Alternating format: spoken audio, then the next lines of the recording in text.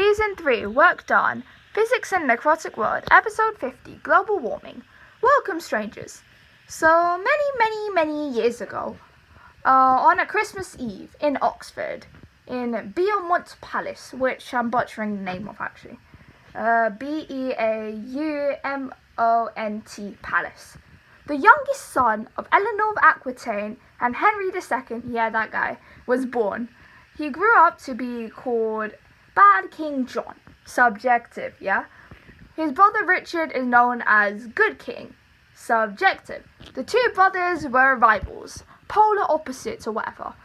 And Richard wore his nickname Lionheart with pride. However, his younger brother John initially got the nickname of Lackland, since John was not expected to inherit any significant lands whatsoever. So what the hell does it mean to be a good king? How do we handle the whole global warming situation? What is really going on? Well, glad you asked. Well, glad I did, really. I mean, I'm talking... Yeah, you're not really... I mean, okay. Actually, I wonder how John took the situation at the time. You know what? Why not indulge? I bet if he was retelling it, it'd be like this. The Great Charter, honestly, it was full of disappointing demands of barons who wanted to take advantage of the defeated king, me. Moi! I quarrelled with the barons precisely because I'm a reforming, energetic king who was simply trying my best to increase the power of the monarchy. Did I get what I deserved? Unbelievable. There was hardly any agreement when I signed the Magna Carta, so civil war broke out, the barons versus me. This is known as the First Barons' War, unfortunately. William was still loyal to me, even when I asked Pope Innocent for help. Pope Innocent declared that the Magna Carta was shameful, unjust, illegal, and demeaning. The Barons' War divided families, or so I'm told. Apparently, it was my fault that the Barons' War started because I abandoned the Magna Carta. Anyways, I think you... Well... What is the relevance of King John to global warming? Great question.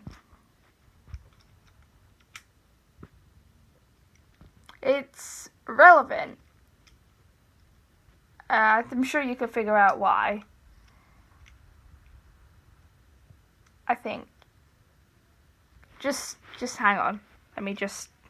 Okay.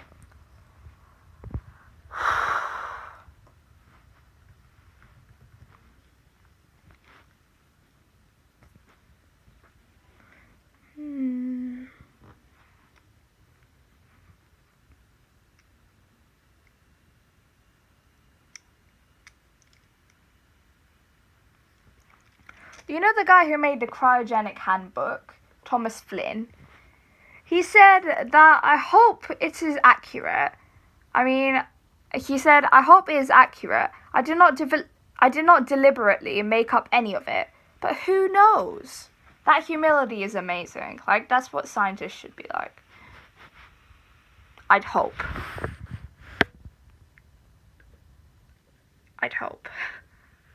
One can only hope and dream to meet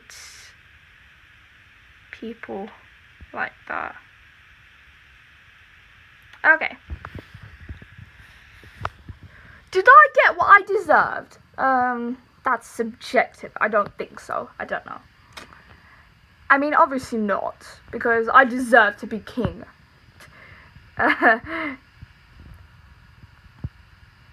Anyway, I think you people in the future will think of me as a failure and a bad king. I mean, he wouldn't say that, let's be for real.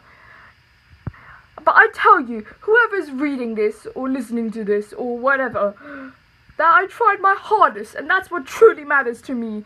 I'm no brave warrior, and clearly people do not love me. But I made a mark on this world, and people in the future will learn from me. So there. Maybe my weakness was no trust. Now goodbye. I mean... He probably wouldn't say any of that, but... Anyways, back to greenhouse gases. Well, technically, it's like an oven, in effect. Actually, no, it's more like a greenhouse, hence the name greenhouse gases.